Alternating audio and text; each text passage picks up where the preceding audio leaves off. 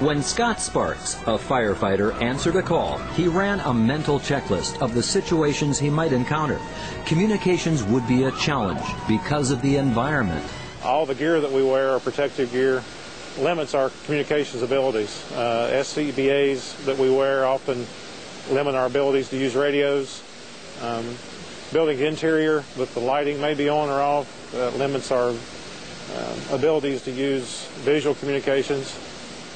We're never really familiar with the buildings that we may be entering, the layout in the buildings as far as the doorways and the hallways and the corridors. Have you ever heard the sound of one hand clapping? For Scott and all other emergency responders, it's a very dangerous sound indeed, the sound of silence.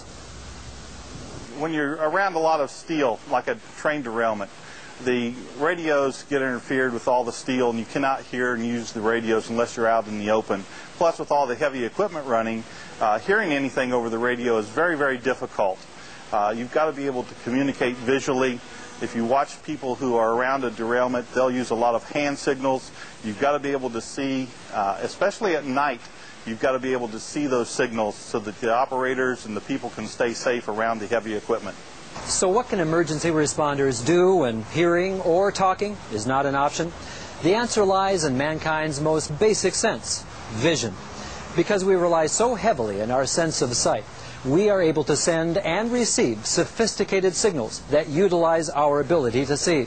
But in order to see, we need light. To meet this challenge, many safety and emergency agencies are now improving their visual communication tools. Elmo provides emergency responders a continuous path of light that not only allows them to see, but offers them the ability to communicate visually. When working in buildings compromised by catastrophe and loss of power, or in tunnels and other dark environments, emergency responders can delineate an area or a path using flexible illumination. By using intermittent or color-based signals, L can also be used to communicate. When you have a visual communication tool like the MO Light, that allows you to communicate with your responders. You can follow that into a scene like a collapsed building or a hazmat scene, and when you start bringing people out, that allows you to follow that same path out that you came in safely at. That'll allow you to save lives. As we face the complexities of new threats to our security, along with other emergencies such as natural disasters and building fires, it is critical that emergency responders like Scott have the most advanced tools available to help them succeed. It could be a matter of life or death.